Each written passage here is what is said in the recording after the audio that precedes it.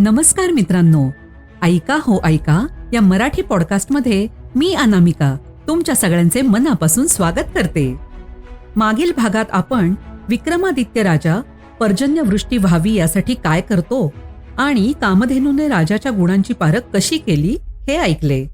आजच्या भागात आपण सुवर्ण मुद्रांनी भरलेली 3 रांजणे राजा कोणाला देतो हे ऐकूया. भोजराजाने सिंहासनाच्या दिशेने पुन्हा एकदा पाऊल टाकले. त्यावेळी 27वी पुतळी चित्ररेखा जिवंत झाली आणि त्याला समोर जाऊन म्हणाली, हे राजा, ज्याच्या अंगी विक्रमासारखा उदारपणा असेल त्यानेच या सिंहासनावर आरोहण करण्याची इच्छा बाळगावी. त्यावर भोज म्हणाला, मला त्याच्या उदारपणाचा वृत्तांत सांग. त्यावेळी चित्ररेखा कथा सांगू लागली. विक्रम राजा एकदा प्रवासाला निघाला. प्रवास करता करता तो एका नगरात येऊन पोचला. त्या नगराचा राजा फार धार्मिक होता. श्रुती आणि स्मृती त्यांना मान्य असलेली अनुष्ठाने करण्यात तो दक्ष होता. आपल्या प्रजेमधील ब्राह्मण वगैरे 4ही वर्गाचे तो समभावाने परिपालन करीत होता. त्याची प्रजा सदाचार संपन्न व अतिथीचा सत्कार करण्याविषयी उत्सुक व तत्पर होती. हे सर्व पाहून विक्रमादित्याने तेथे 5 दिवस राहावयाचे असे ठरवले. या नगरामध्ये एक सुंदर मंदिर होते. नगरात फिरत असताना विक्रमाने हे मंदिर पाहिले होते. त्याचे मन प्रसन्न झाले. तो देवळात गेला. तेथे त्याने देवाचे दर्शन घेतले. नंतर तो सभामंडपात येऊन बसला. त्या सुमारासच त्या मंदिरात एका देखण्या तरुणाने प्रवेश केला. त्याने आपल्या अंगाला केशर, कस्तुरी, चंदन आणि कापूर यांचा लेप दिला होता आणि त्याचा सुगंध त्याच्या शरीराभोवती दरवळत होता. त्याने उंची वस्त्रे, मौल्यवान अलंकार परिधान केले होते. त्याच्याबरोबर अनेक तरुण व सुंदर गणिका होत्या. त्यांच्याबरोबर त्याने कामकथा सांगितल्या व अनेक प्रकारच्या क्रीडा केल्या. नंतर ही सर्व मंडळी हसत खिदळत तेथून निघून गेली. हा तरुण कोण असावा बरे, असे विक्रमाने स्वतःलाच विचारले. नंतर त्याने स्वतःच्याच प्रश्नाचे उत्तर दिले की हा कोणीतरी धूर्त असावा. कारण म्हणतातच की सामान्यतः ज्यांना महत्व नाही तेच जास्त गाजावाजा करत व अवडंबर माजवतात.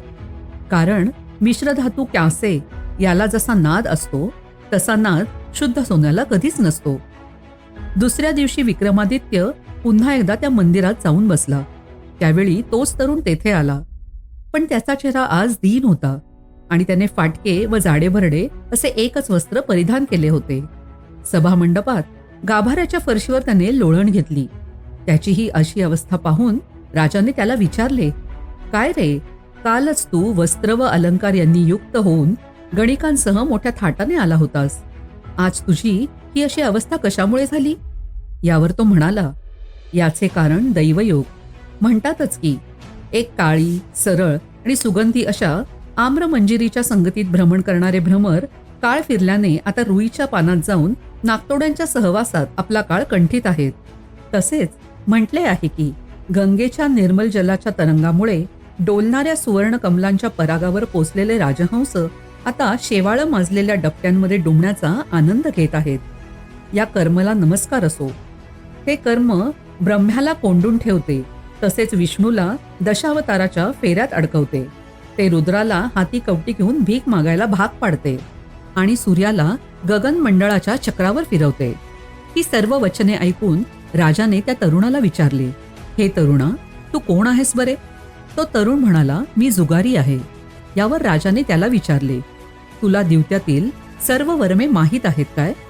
ऐक, द्यूतापासून सम्मान आणि भिक्षेपासून जी माणसे भोग मिळवू पाहतात त्यांची फसवणूक दैव करतेच आणि वर त्यांची विटंबनाही करते.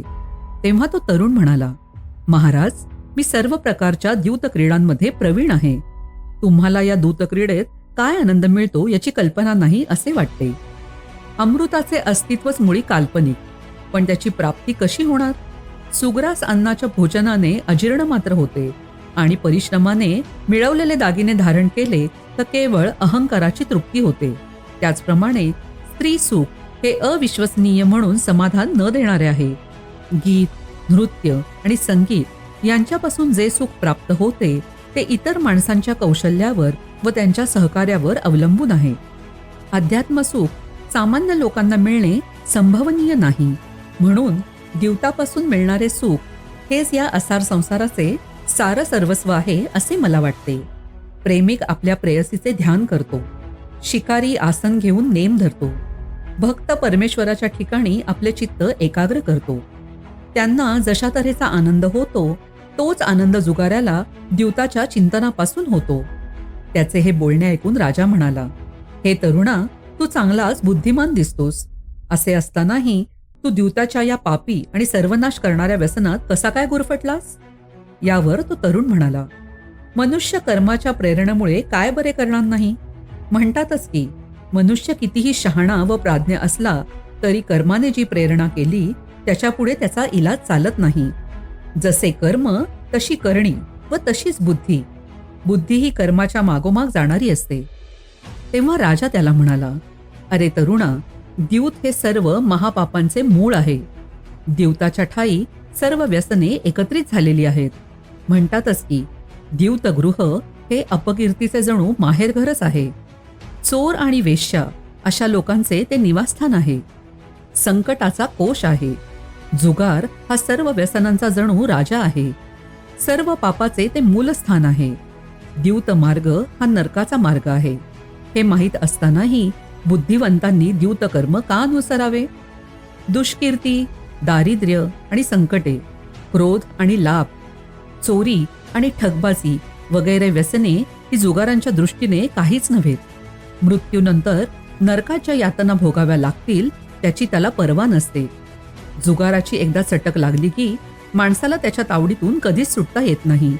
तो इतर बाबतीत सज्जन आणि कितीही बुद्धिमान असला तरी ज्यांना धर्म समजतो ते लोक अशा लोकांना दुर्जन, निर्बुद्ध आणि नष्ट झालेलेच मानतात. म्हणून मनुष्याने 7 प्रकारच्या महाव्यसनांच्या तावडीत कधीही सापडू नये असे सांगतात. ती 7 व्यसने म्हणजे जुगार, मांसाहार, मद्यपान, वेश्यागमन, शिकार, चोरी आणि परदारागमन. या 7 महापापापासून जाणत्या माणसाने नेहमी अलिप्त राहिले पाहिजे. यापैकी कोणतेही एक व्यसन मनुष्याचा संपूर्ण नाश करावयास समर्थ आहे. द्यूतामुळे युधिष्ठिर नष्ट झाला. मांसाहारामुळे बक नष्ट झाला. मद्यपानांमुळे यदुनंदन श्रीकृष्णाचा पुत्र म्हणजे यदुनंदन नष्ट झाला. दुसऱ्याच्या बायकोच्या आसक्तीमुळे इंद्र संकटात पडला. मृगयेमुळे ब्रह्मदत्त संकटात सापडला आणि चोरीमुळे ययाती आणि व्यभिचाराच्या इच्छेमुळे रावण यांचा अधप्पात झाला. मग ही सर्व व्यसने ज्याच्या अंगी एकवटलेली आहेत त्याचा नाश होणारच यात शंका नाही. म्हणूनच सांगतो, हे तरुणा, तू या व्यसनांच्या नादी लागू नकोस. त्यापासून मुक्त होण्यासाठी प्रथम द्यूत सोड. यावर तो जुगारी म्हणाला, महाराज, हे कसे बरे शक्य आहे? द्यूत हेच माझ्या चरितार्थाचे साधन आहे. अर्थार्जनाचा दुसरा काही उपाय तुम्ही मला दाखवला तरच द्यूतापासून मी दूर राहीन. इतक्यात 2 परदेशी ब्राह्मण आपापसात बोलत बोलत त्या मंदिरात आले. त्यापैकी एक ब्राह्मण दुसऱ्याला म्हणाला, पिशाच लिपीत लिहिलेले एक दुर्मिळ पुस्तक मला मिळाले आहे. त्यात एका मंदिराचा उल्लेख आहे. त्या मंदिराच्या ईशान्येकडील कोपऱ्यात भैरवाची मूर्ती आहे. त्या मूर्तीजवळ सुवर्ण मुद्रांनी भरलेले 3 रांजण पुरलेले आहेत.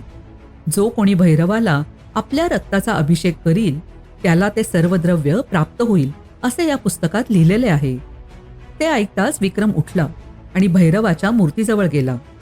आपल्या रक्ताचा भैरवावर अभिषेक करण्यासाठी तो आपल्या मानेवर तलवारीचा घाव घालणार इतक्यात भैरव प्रकट झाला. त्याने राजाचा तलवारीचा हात वरच्यावर धरला आणि तो म्हणाला, हे राजा, मी तुझ्यावर प्रसन्न झालो आहे. वर मागून घे. तेव्हा राजा म्हणाला, भैरवा, तू माझ्यावर प्रसन्न झाला असलास तर सुवर्ण मुद्रांनी भरलेले 3 रांजण तुझ्याजवळ आहेत ते या जुगाऱ्याला दे. लगेच भैरवाने ते रांजण जुगाऱ्याला दिले. ते घेऊन राजाची स्तुती करीत जुगारी आपल्या घराकडे परतला आणि विक्रम राजाही आपल्या राजधानीला परतला.